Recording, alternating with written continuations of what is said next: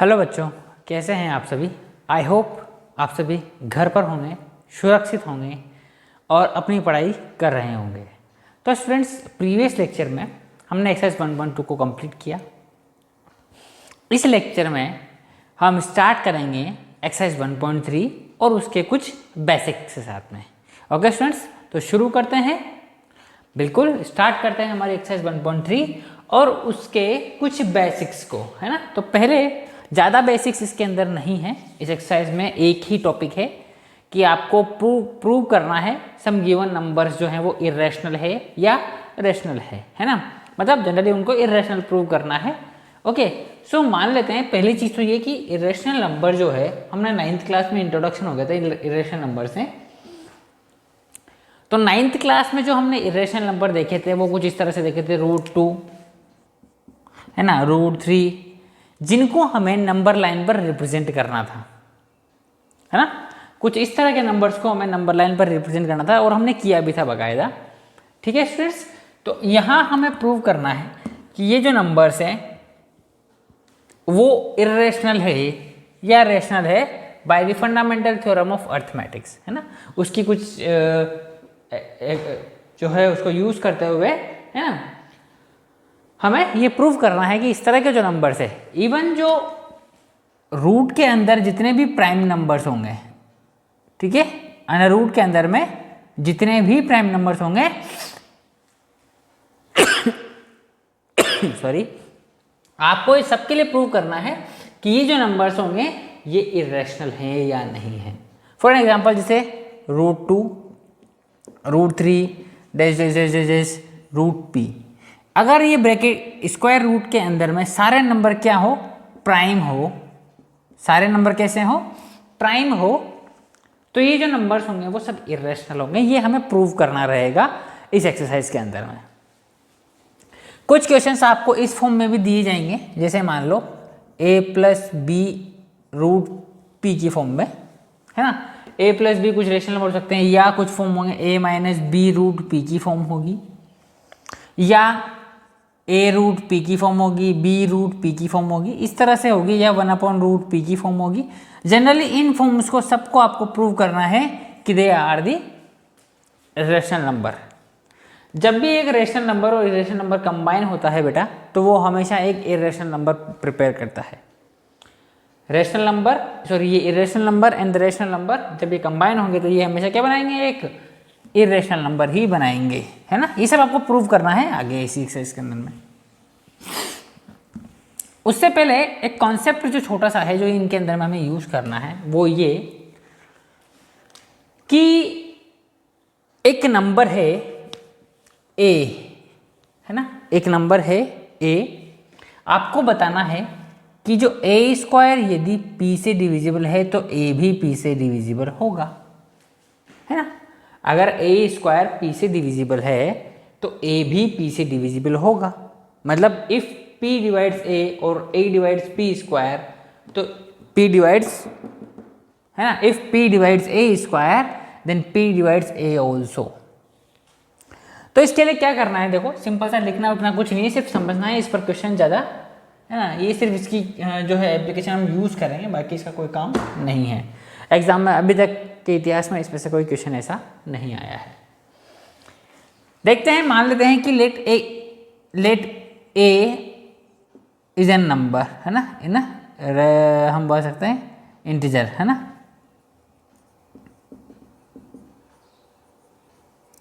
a is N integer मान लेते हैं हम थोड़ी देर के लिए, कोई भी इंटीजर, क्योंकि रेशनल जो रूट के अंदर जो नंबर है वो भी क्या है, इंटीजर ही है, ठीक है। और इसका कोई एक फैक्टर है p, ठीक है। तो a का कोई एक फैक्टर p हो सकता है ना, a इज इक्वल्स टू, मैं लिखता हूँ p इंटू सम नंबर हो सकता है ना। एक फैक्टर p है तो a का एक फैक्टर p है, मतलब a is divisible bye p, ठीक है। स्क्वायरिंग बोथ साइड करे बेटा, स्क्वायर किया, सो p² इंटू दिस ब्रैकेट का स्क्वायर। बात आगे समझ में। a² का एक फैक्टर क्या है, p² है, तो क्या मैं इसको ऐसे लिख सकता हूँ क्या, a² is equal to p into p, और ये भी जो भी ब्रैकेट में है उसका स्क्वायर। इट मीन्स देखो यहाँ पर बेटा स्टिल एक चीज़ क्या है कि ए स्क्वायर का एक फैक्टर पी भी है ना। ए स्क्वायर का एक फैक्टर क्या है, पी है कि नहीं है। अगर ये इसका एक फैक्टर है तो A square is divisible by P है कि नहीं है। A square is divisible by P है, और यहां से क्योंकि हमने क्या कंसिडर किया है, इसका पी का एक पी को एक फैक्टर माना है, तो ए इज ऑल्सो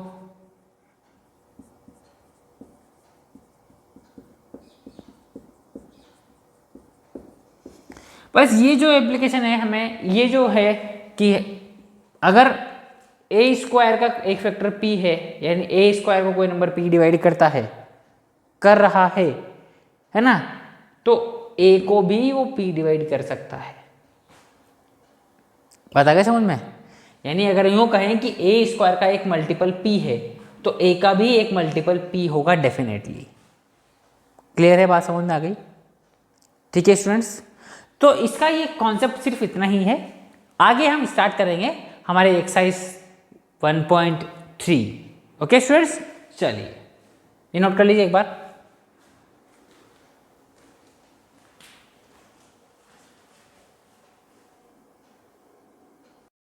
तो स्टूडेंट्स, एक्सरसाइज को शुरुआत करने से पहले एक जो बेसिक इन इरेशनल नंबर्स को प्रूव करने का जो एक बेसिक तरीका है जिसमें आप सारे नंबर्स को प्रूव कर सकते हैं, वो मैं आपको बता देता हूँ एक बार। तो उससे क्या होगा कि आप किसी भी नंबर का, किसी भी प्राइम नंबर को इरेशनल प्रूव कर सकेंगे। मान लेते हैं हमारे पास एक नंबर है, हमें प्रूव करना है कि रूट ए जो है क्या है, रूट ए को हमें इरेशनल प्रूव करना है ना। हमें क्या प्रूव करना है कि रूट ए जो है इरेशनल नंबर है, root A is irrational number, ये हमें प्रूव करना है। ठीक है, तो हमें सबसे पहले क्या करना पड़ेगा, जो शुरुआत जैसे मैं कर रहा हूँ एज इट इज, सब क्वेश्चंस का बिल्कुल एक एज इट इज होगा, है ना, बट किस फॉर्म वाले का, इस तरह की फॉर्म जिसमें होगी उसका। चलिए देखते हैं, सबसे पहले क्या करेंगे, let root A is a rational number. क्या माना है हमने, इसको एक रेशनल नंबर कंसीडर कर लिया है ना। Root A is a rational number. ठीक है, अब अगर रेशनल नंबर है तो we can write it in form of P by Q. जैसे root A is equals to P upon Q. सबसे इंपॉर्टेंट चीज क्या है, where P and Q are coprime numbers. बेटा को प्राइम नंबर्स क्या होते हैं, ठीक है, क्या होते हैं को प्राइम नंबर्स। को प्राइम नंबर्स ऐसे नंबर्स होते हैं जिनमें कोई भी फैक्टर कॉमन ना हो, है ना। जैसे मैंने लिखा 2 और 3, इनका कोई भी कॉमन फैक्टर नहीं है। मैंने लिखा 3,5, इनका कोई कॉमन फैक्टर नहीं। मैंने लिखा 5,8। ऐसे नंबर्स जिनमें फैक्टर कॉमन ना हो उन्हें हम क्या बोलते हैं, को प्राइम नंबर्स कहते हैं। ठीक है, पेयर ऑफ नंबर्स होता है एक्चुअली ये, है ना, को प्राइम नंबर्स। बात आ गई समझ में। वेयर को prime numbers and Q can not be zero. दूसरी कंडीशन क्या है कि Q जो है वो कभी जीरो नहीं हो सकता। तो हम क्या करेंगे बेटा, स्क्वायरिंग बोथ साइड कर देते हैं इक्वेशन को, है ना।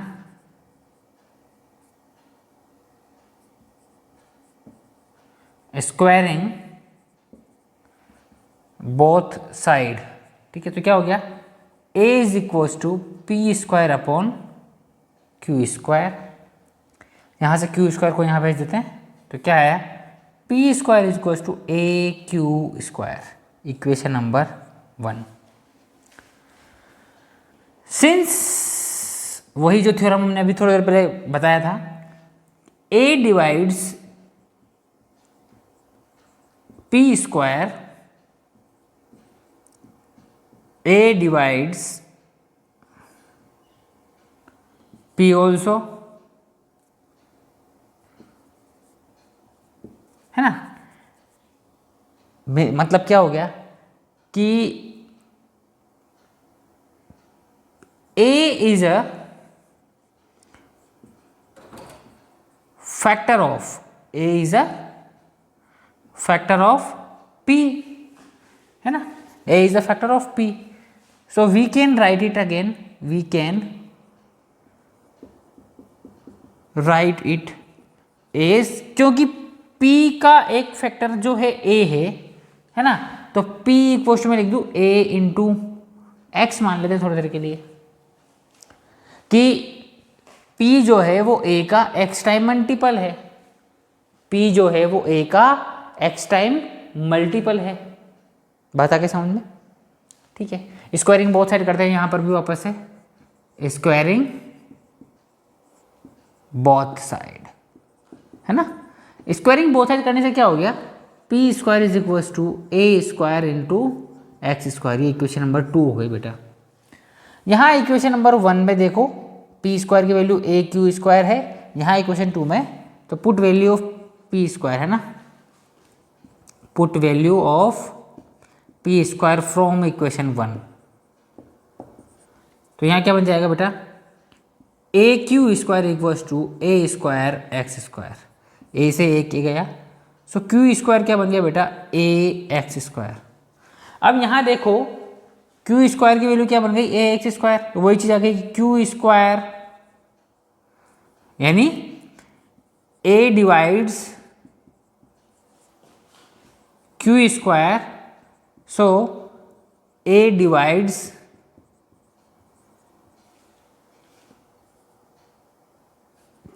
Q also, यानी A is a factor of, A is a factor of Q. अब A जो है बेटा Q का भी फैक्टर है और A जो है वो P का भी फैक्टर है, बट हमने क्या कहा कि P and Q are the coprime numbers. ठीक है. विच अरोज द कॉन्ट्राडिक्शन, क्या कर रहा है बेटा, विच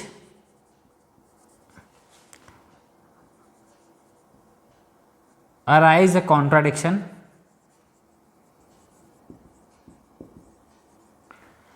that P and Q are co-prime number, P and Q cannot have a common factor, cannot have a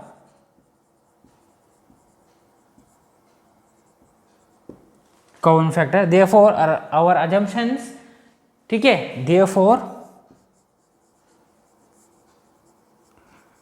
our assumption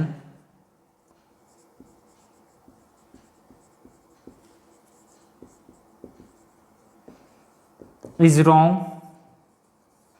है ना, hence root a is an irrational number. ठीक है, ये क्या है, एक इरेशनल नंबर है, इसे पोज करके नोट कर लो. अब जहां पर भी a है, जहां पर भी a है, जिस प्राइम नंबर को आपसे प्रूव करवाना चाहता है आप वहां a पुट, वो नंबर पुट कर दें. जैसे अगर रूट 2 के लिए बोलता है तो जहां पर भी a आया है वहां 2 पुट कर देंगे. रूट 3 के लिए बोलता है तो जहां पर भी a आया है वहां पर 3 पुट कर देंगे. ठीक है, रूट 5, रूट 7 जिसका भी जो आएगा उस जगह वो नंबर हम पुट कर देंगे, तो इससे क्या होगा, हमारा आंसर आ जाएगा. बाकी कोई भी चीज चेंज नहीं करनी है, सिर्फ उस ए के प्लेस पर आपको वैल्यूज पुट करनी है. पॉज करके नोट कर लो. फिर हम स्टार्ट करते हैं हमारे एक्सरसाइज 1.3. अब जब हम एक्सरसाइज का क्वेश्चन लेते हैं, ठीक है, एक्सरसाइज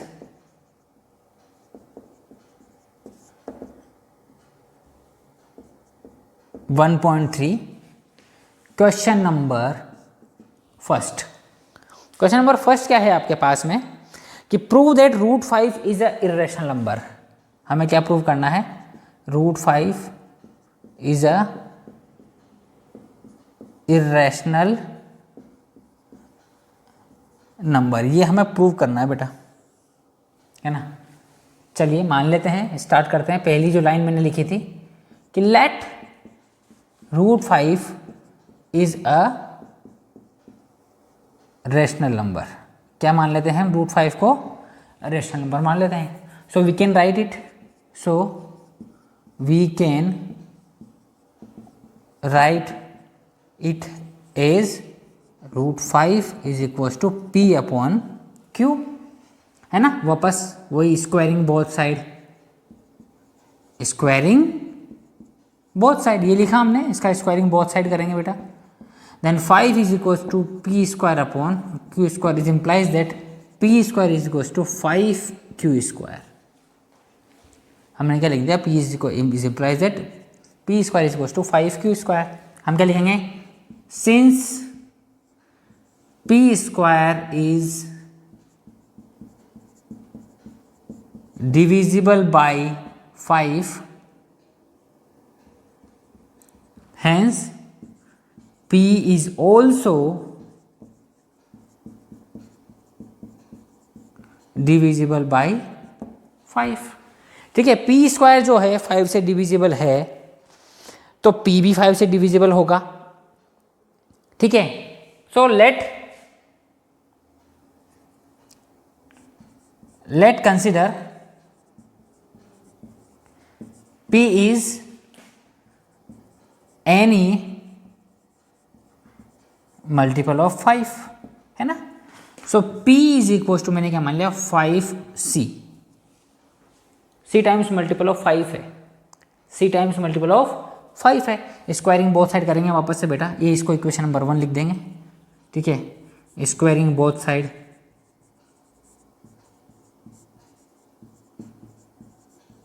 सेम मेथड है। हमें 5 का प्रूव करना है, मतलब एक ही जगह क्या लिखना है अपने को, 5 लिख देना उस क्वेश्चन में, जो मैंने रूट ए लिख के बताया था उससे, उसमें एक ही जगह 5 कर देना, वही आंसर आ जाएगा सेम। स्क्वायरिंग बोथ साइड्स क्या हो गया, P square equals to 5 in 25 C square, 25 C square. ठीक है, 25 C square, putting value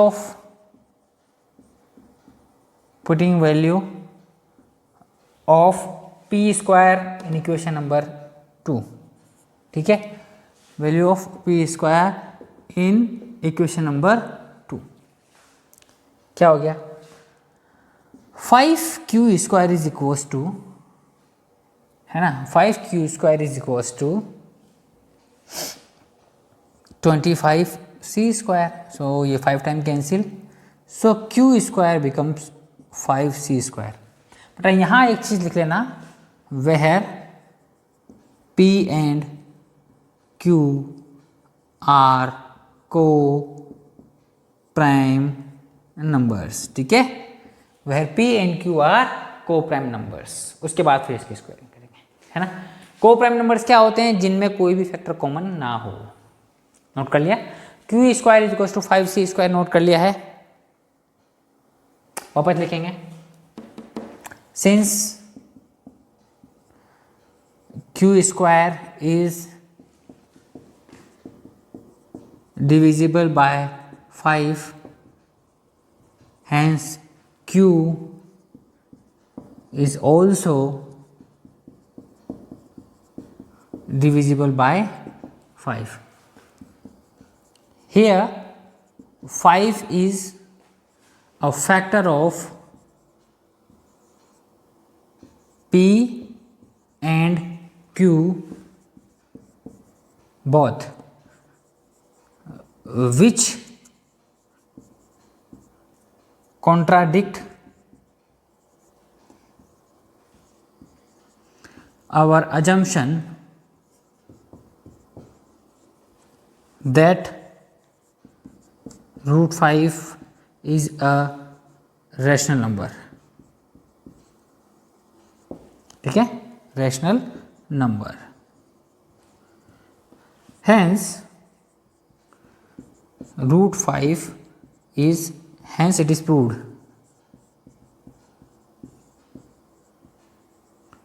that root 5 is an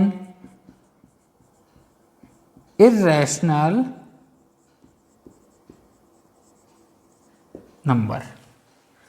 ठीक है, नोट कर लें बेटा, पॉज करके नोट कर लें, पॉज करके नोट करें इसे।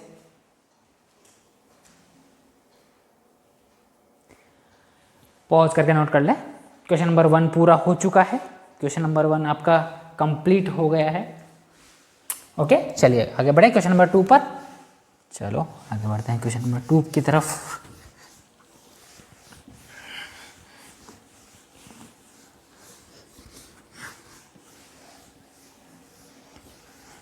तो क्वेश्चन नंबर 2 है, वो है हमें प्रूव करना है कि 3 + 2√5 इज ए रेशनल नंबर।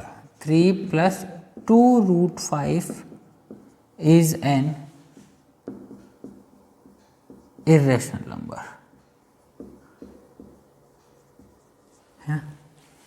हम स्टार्ट करते हैं, वही हमें सेम चीज़ माननी पड़ेगी। अब एक्चुअली ये है कि क्वेश्चन के वेटेज के हिसाब से इस क्वेश्चन को सॉल्व करना है। मान लीजिए क्वेश्चन अगर 4 मार्क्स का आता है तो आपको पहले क्या करना पड़ेगा, इस √5 को भी प्रूव करना पड़ेगा, है ना। इस √5 को भी प्रूव करना पड़ेगा कि √5 पहले जो है वो, जो भी इससे पहले वाला जो क्वेश्चन हमने किया था वो पूरा का पूरा प्रोसीजर आपको करना पड़ेगा। देन उसके बाद जो मैं बताने वाला हूँ वो करना पड़ेगा, है ना। So let 3 + 2√5 is a rational number.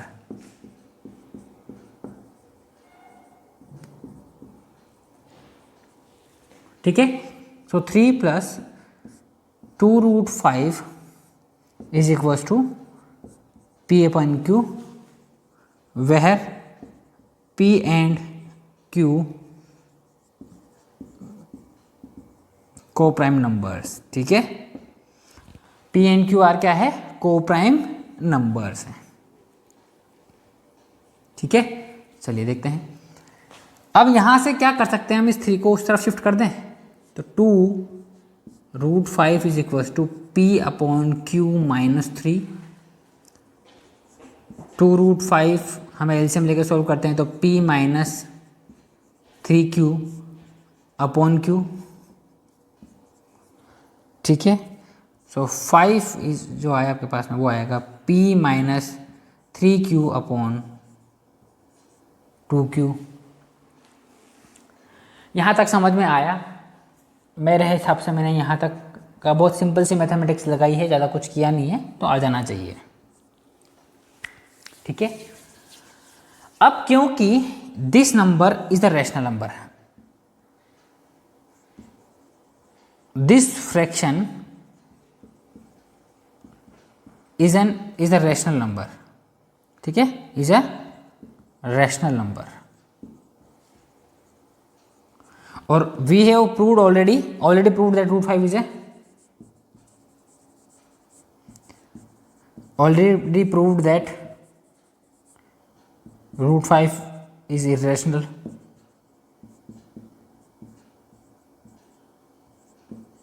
है ना। ऑलरेडी प्रूव्ड है दैट कि √5 is irrational, since it is impossible for any equation that its one side is rational and other side is irrational। ठीक है, one side is rational and other side is irrational. ठीक है, hence our assumption is wrong, is contradict,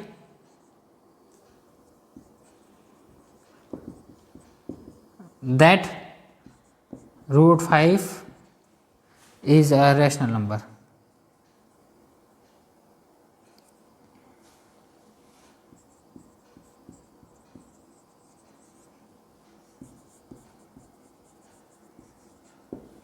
ठीक है, hence the √5 is, ठीक है, therefore √5 sorry √5 नहीं, यहाँ लिखना 3 + 2√5, 3 + 2√5, therefore 3 + 2√5 is an irrational number, है ना।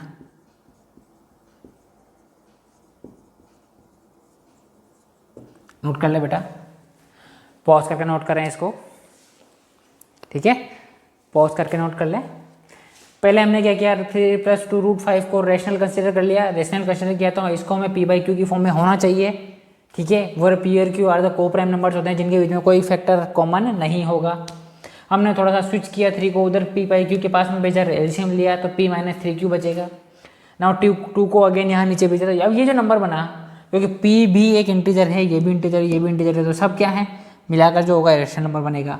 ये जो है इरेशनल हम प्रूव कर चुके हैं। मैं आपको क्या बताया, क्वेश्चन अगर 4 मार्क्स का आता है तो आपको ये भी प्रूव करना पड़ेगा, पहले ये प्रूव करना पड़ेगा, शुरुआत यहाँ से करनी पड़ेगी, फिर उसके बाद यहाँ से करना पड़ेगा, ठीक है। सो 2 क्वेश्चन जो मैंने पहले वाला क्वेश्चन नंबर 1 और 2 मिला के अगर एक क्वेश्चन करेंगे तो 4 मार्क्स का होगा, अदरवाइज सिंगल होगा तो वो 2 मार्क्स और 3 मार्क्स का आएगा, ठीक है। जनरली ये 2 मार्क्स में आता है, इतना ही लिखना होता है, बहुत ज़्यादा नहीं लिखना होता है। क्लियर है, चलिए।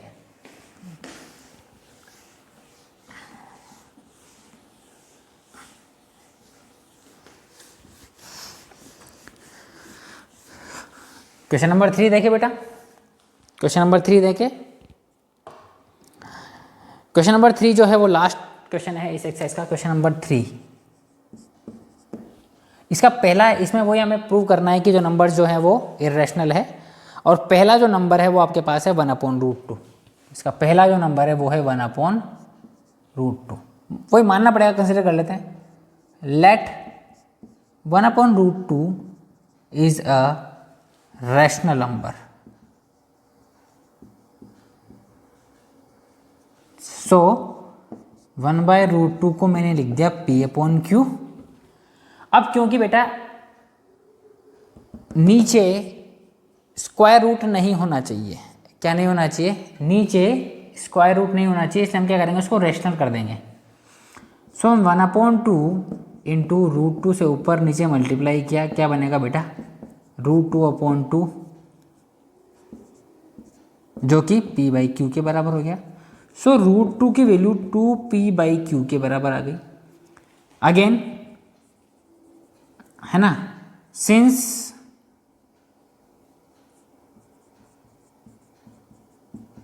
√2 is an irrational number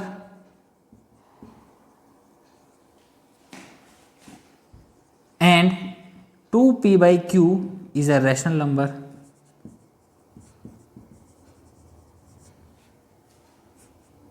is a rational number which does not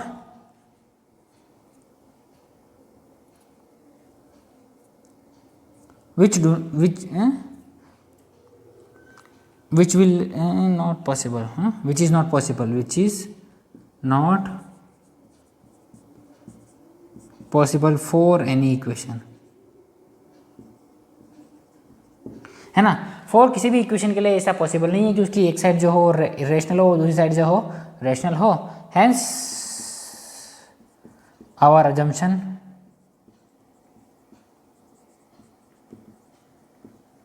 is wrong, ठीक है। आपका क्या है, 1/√2 जो है बेटा इज एन इरेशनल नंबर, ठीक है।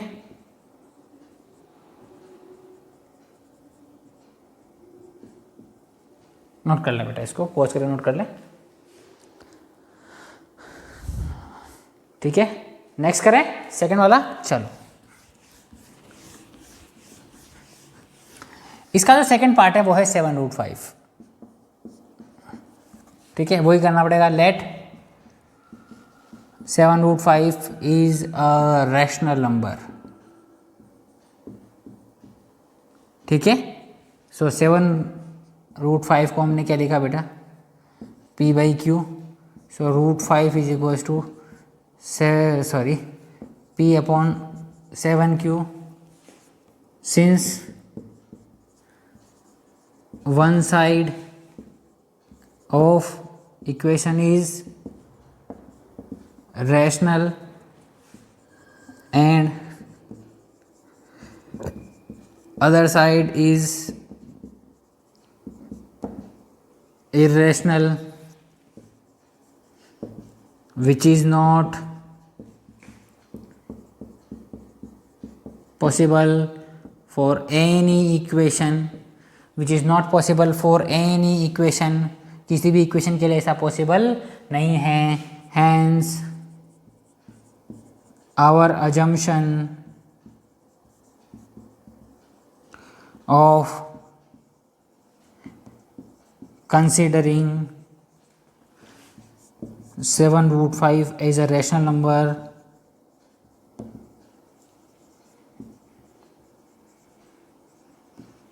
is wrong. Therefore 7√5 is a irrational number.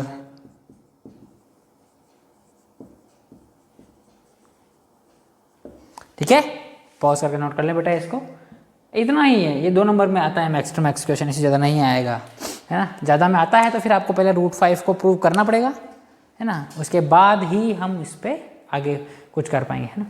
मतलब वापस फिर बाद में ये करना पड़ेगा. तो ऐसा है ना, जनरली क्वेश्चंस के अंदर दिया होता है कि it is proved that √5 is a rational number, है ना. ऐसे पहले से लिखा होगा कि जो है कि already proved that consider the √5 as an irrational number and then prove that this number is also the irrational number. तो आपको यही करना है. इसका लास्ट क्वेश्चन जो है एक्सरसाइज 1.3 का जो लास्ट क्वेश्चन है 3 का, क्वेश्चन नंबर 3 का थर्ड, है ना. Third part of third is 6 + √2.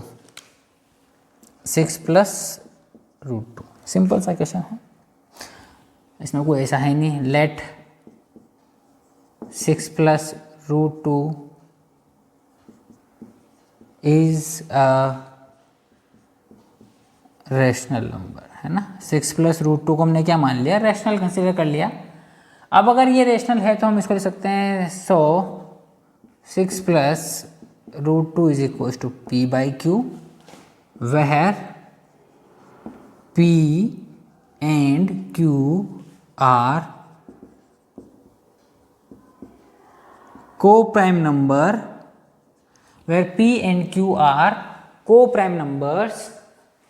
ठीक है, in which no factor is common, है ना. in which no factor is common, जिसमें कोई भी फैक्टर कॉमन नहीं है. where p and q are the co-prime numbers in which there is no common factor, in which there is no common factor. ठीक है, अगर इनमें कॉमन फैक्टर नहीं है मतलब क्या हो गया. ठीक है, इसको मैंने लिख दिया था कि √2 is equal to p/q - 6. So √2 is equal to p - 6q/q. And ठीक है, वो अगेन ये चीज़ होगी, ये हो गया आपका इरेशनल और ये हो जाएगा rational.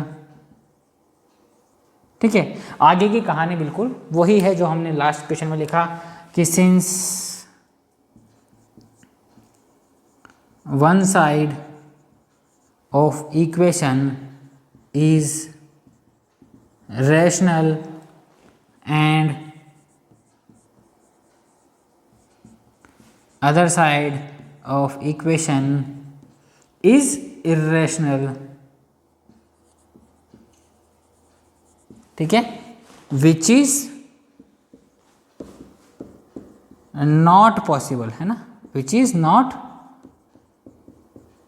Possible. Therefore hence our assumption is wrong. Therefore 6 plus √2 is an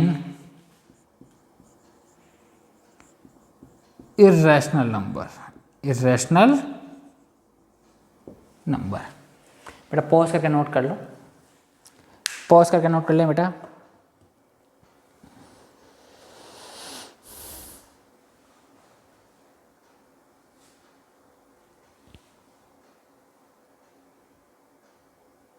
ठीक है, पॉज करके नोट कर लें। आप चाहें तो भी लिख सकते हैं कि क्योंकि ये रेशनल है, ये रेशनल है, वो कॉन्ट्राडिक्ट होता है कि रूट 2 को रेशनल प्रूव कर रहे हैं। बाकी ऐसा कुछ नहीं है, जो भी लिखोगे तो भी चलेगा। बुक्स में कुछ में अलग लिखा हुआ है ना। कुछ में क्वेश्चंस में जैसे 1/√2 वाला है उसको डायरेक्ट भी किया हुआ है, उसको रेसिप्रोकल करके किया हुआ है। पर मेरे हिसाब से, क्योंकि मैंने एक बुक देखी है जो रेफ़र की हुई बच्चों ने 1/√2 को p/q कर दिया, इसको रेसिप्रोकल कर दिया कि दैट √2 = q/p। पर बेटा ये पॉसिबल नहीं होता है ना। p/q को हम q/p नहीं लिख सकते हैं। रीज़न उसके पीछे ये है कि साफ लिखा होता है कि p/q के अंदर में q will not be equal to 0, है ना। p/q के अंदर में q will not be equal to 0 but p can be 0, है ना, but p can be 0। So अगर मैं इसको ऐसे लिखता हूँ कि √2 = q/p और p मान लो कंसिडरेबल अगर 0 है तो √2 = q/0 समथिंग, और वो जो है वो मतलब बिल्कुल वो इन्फाइनाइट हो जाएगा। ये तो वैसे कुछ गड़बड़ हो गया, है ना, मैटर खत्म हो गया, है ना। तो ऐसे प्रूफ नहीं कर सकते इसको, है ना, ध्यान रखें बस इसको। अभी इसको इन्फाइनाइट कर दोगे तो फिर कैसे सॉल्व होगा, तो ना करें, ऐसा ना करें, है ना। बाकी ये सही है, बात आ गई समझ में, क्लियर है। तो स्टूडेंट्स इस लेक्चर में हम यहीं तक कवर करेंगे। अगले लेक्चर में फिर से मिलते हैं एक्सरसाइज 1.4 के क्वेश्चंस के साथ में और कुछ कॉन्सेप्ट्स के साथ में। उस एक्सरसाइज में हम डिस्कस करेंगे टर्मिनेटिंग और नॉन टर्मिनेटिंग नंबर्स के बारे में।